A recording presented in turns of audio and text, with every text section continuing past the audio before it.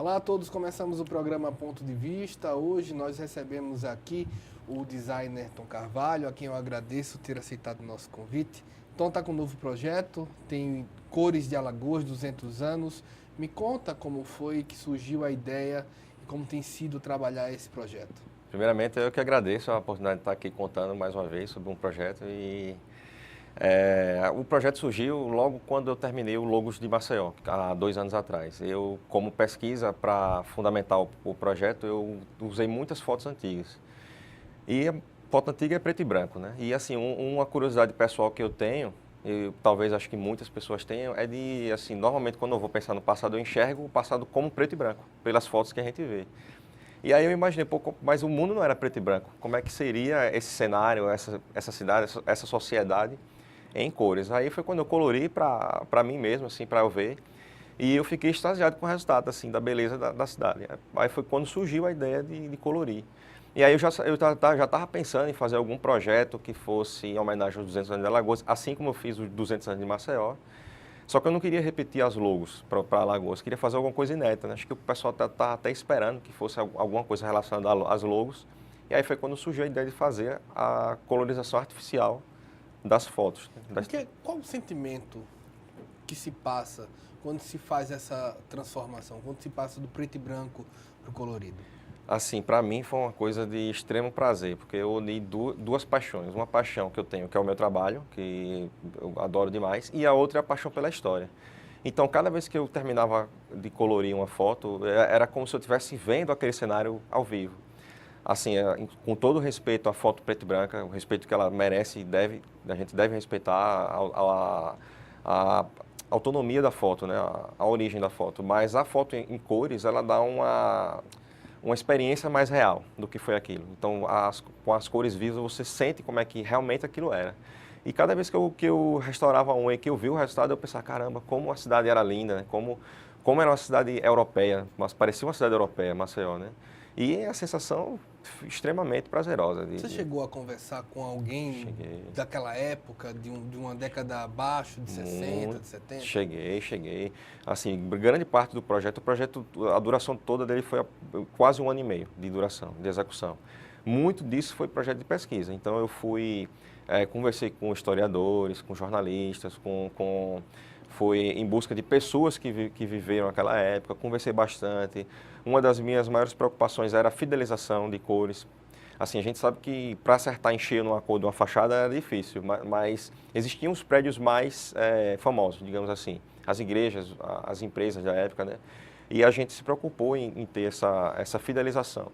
Só que ao longo da história essas fachadas tiveram várias cores, elas foram mudando o normal. E aí eu pelo menos cheguei à conclusão, depois de uma conversa que eu tive com o historiador, que eu gostaria até de agradecer a ajuda dele, a Edberto Cianelli, uma ajuda fundamental para a realização desse projeto. A gente concluiu que não existia uma cor fixa, porque ao longo dos anos foram várias, né? E aí qual foi o procedimento que a gente teve? A gente adotou uma paleta de cores, que era a paleta que se usava na época. Há 60, 70 anos não se usava lilás, nem essas cores mais atuais, né?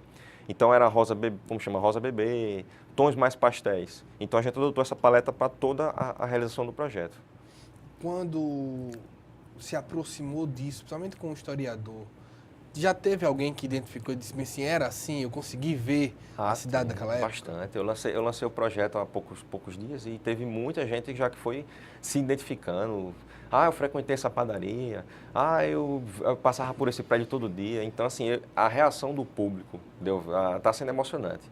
Porque a gente vê exatamente o propósito desse projeto, que era de causar o resgate. De você, pelo menos que na sua mente, você relembrar que aquilo foi daquele jeito.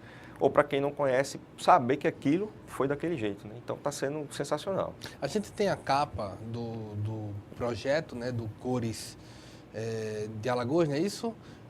Mostra pra gente, Paulo, o primeiro projeto, essa daí é a capa do projeto, não é isso? Isso, essa é a capa do projeto, né, onde eu apresento meio que os pontos mais conhecidos da cidade, né, a Praça do Bonfim, a Rua do Comércio, o Hotel Bela Vista, que infelizmente não existe mais, um prédio fantástico, né?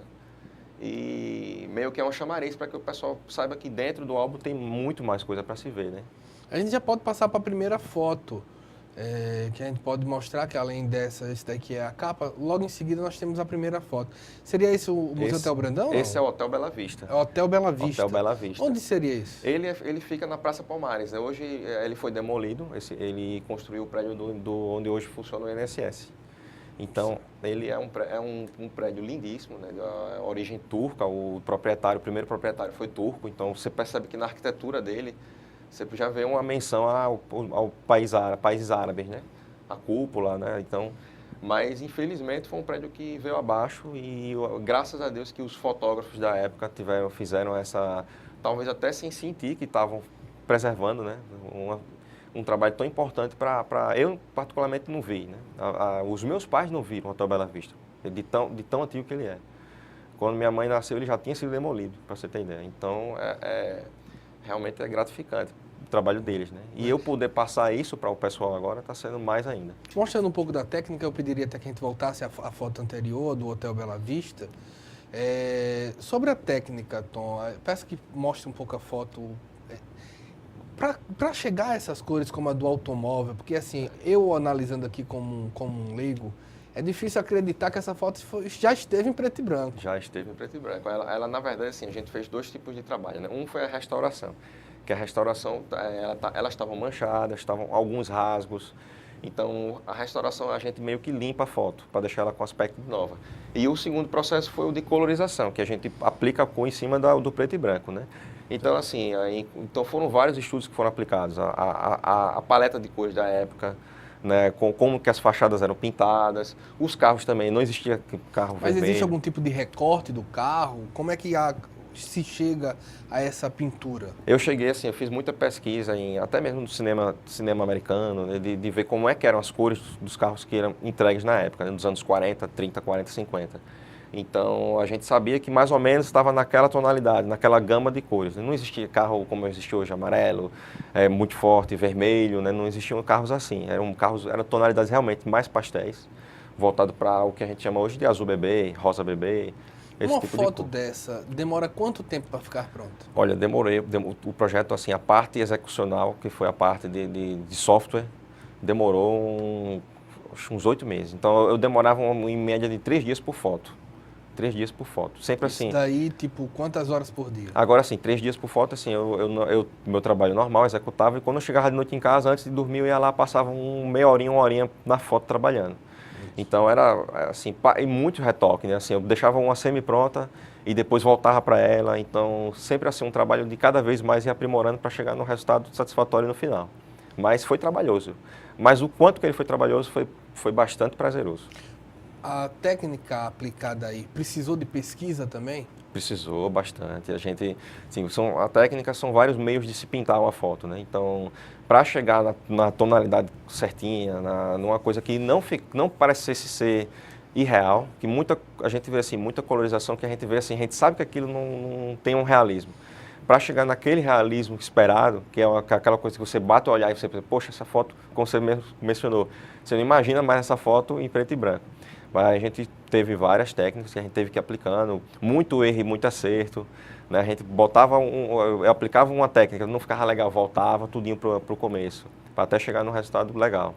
Eu vejo que você faz muita viagem, passa muito por essa especialização, essas viagens, para poder chegar a essa perícia? Com certeza, assim, eu particularmente eu sou apaixonado por história, então assim, todo local que eu vou eu procuro logo ver o centro histórico, os prédios antigos. E hoje mesmo, quando eu estava no caminho para cá, foi o primeiro contato que eu tive com o centro de Maceió depois do lançamento do projeto. E foi até um pouco emocionante, porque eu vi os prédios pelo qual eu tinha restaurado.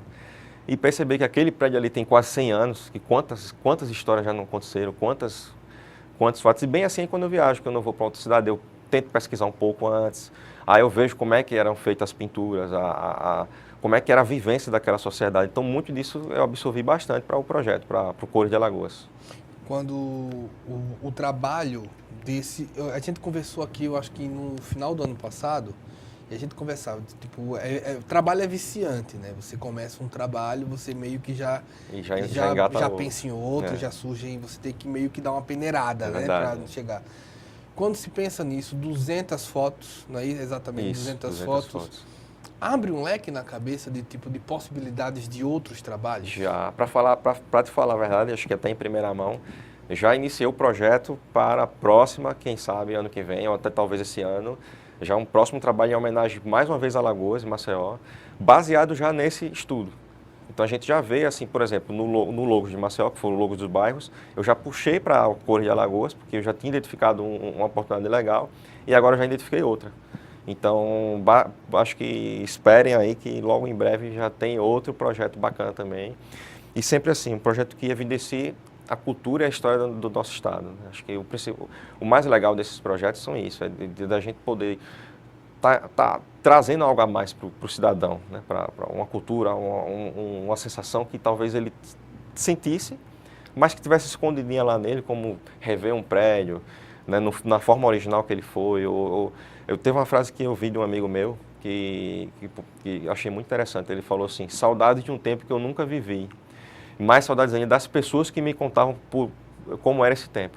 Então me chamou a atenção nisso, porque eu não vivi também esse tempo. Como você vê, como um profissional e um observador também, o presente que você dá ao Estado no sentido de entregar essa foto? E essa pergunta vai no sentido de tipo, nós temos jornalistas, nós temos design, nós temos fotógrafos. O que nossas profissões, arte ligada, pode pensar como entrega à própria sociedade?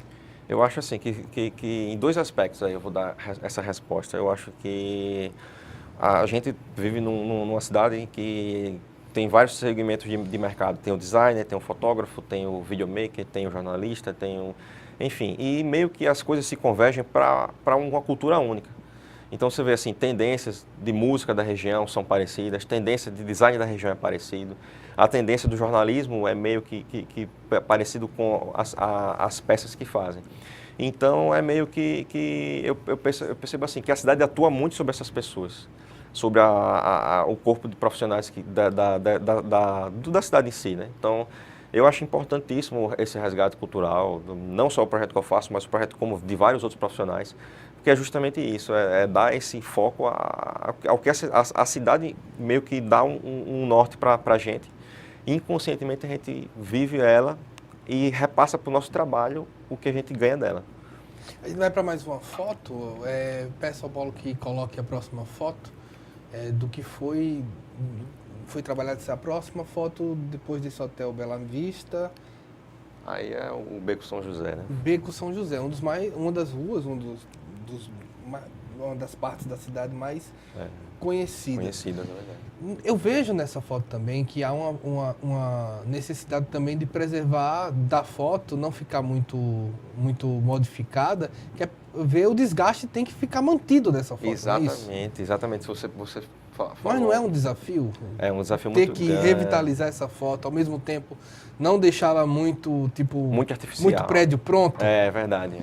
A gente pensou em tudo, assim, né? Porque, por exemplo, nesse prédio aí, ele tá meio que já surrado, né? Você vê a publicidade dos cartazes rasgados. Isso era a realidade na época que o fotógrafo tirou. Então, isso não poderia deturpar. Eu, já, assim, de certa forma, já estou deturpando um pouco, colorindo uma foto que originalmente é preta e branca, né? Mas esses aspectos da vivência da época em que a foto foi tirada, a gente manteve tudinho. Todo esse aspecto de sujeira da cidade em si, dos prédios, da urbanização da época, né? O legal de uma foto da época que mostra também nesse sentido é que você vê que todo mundo andava de terno, né? É interessantíssimo. Em Maceió de 30 graus. E o clima é o mesmo, né? A gente não mudou. Não mudou. E você vê como era a vivência das pessoas, né? Você saía, às vezes, para ir tomar um chá, um café, você ia de terno, você ia de chapéu, alguns de bengala, como você pode ver até Sim, né? era um ponto. Chega um momento, por exemplo, você olhar uma foto de uma maneira é uma coisa, mas chega um momento que você está trabalhando nessa foto, você começa a perceber coisas que você não parou para ver no primeiro momento? Em várias fotos eu percebi isso. As placas de publicidade, por exemplo, eu não sabia que o telefone em Maceió, tem uma dessas fotos aí, que o telefone eram só 3 dígitos. Então eu não sabia, são coisas assim que eu aprendi realizando esse projeto, né? Eu não fazia ideia. As publicidades da época, os produtos da época que eram vendidos, então são coisas assim fantásticas. Cinema, o que estava em cartaz, o que não estava. No teatro, tem uma do Teatro Deodoro que tem uma peça que estava em cartaz. Eu fui pesquisar sobre essa peça, era uma peça que tinha recém-chegado em Maceió. Então são coisas assim que para mim foi de uma grandeza que me engrandeceu realizar esse projeto, que eu tive que botar isso para público para que o pessoal também tivesse essa mesma sensação. Uma coisa que eu percebo, queria a tua opinião, eu acho que o alagoano, ao longo dos tempos até hoje, eu digo isso, cravo isso em 2017, deu pouco valor à própria história. A gente registra pouco ainda hoje, na minha opinião. Concordo. Exemplo, se você quiser saber, pelo menos tradicionalmente nós imaginamos que a primeira pessoa a fazer um longa-metragem em Alagoas é Guilherme Rogato. Isso. E para por aí. É verdade. Você não sabe mais nada dessa pessoa, você não tem um registro, você não tem mais nada. É verdade. A gente documenta pouco. Se você, essa pessoa, exemplo, se você for olhar ou na França ou nos Estados Unidos, esse cara já teria todo um documentário com a vida completamente descrita, até o lado psicológico dele já estaria definido. Isso aí. Também não passa a ser um ponto para você dizer assim, pô, a gente pode mudar isso. Assim, me deu até uma certa aflição de perceber, assim, de coisas que a cidade tinha que eu não sabia e de, assim, que simplesmente se perderam no tempo, que eu, nesse estudo, resgatei, mas que eu sei que 90% da cidade não sabe. Então, tipo, é meio que dá uma certa aflição você saber que o passado daquela região está se perdendo no tempo, né?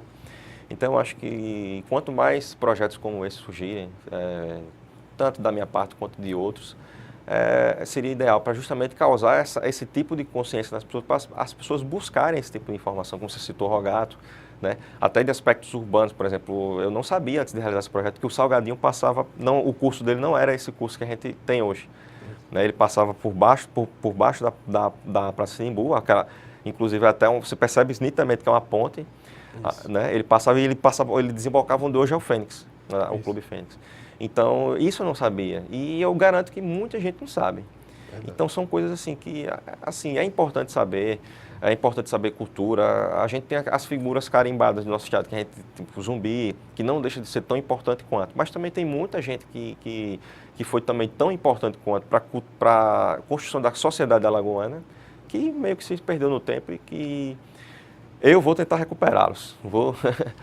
Se Deus quiser, pelo menos colocar um pouco dessa consciência das pessoas, né? A gente vai para um breve intervalo, a gente volta já com o programa Ponto de Vista.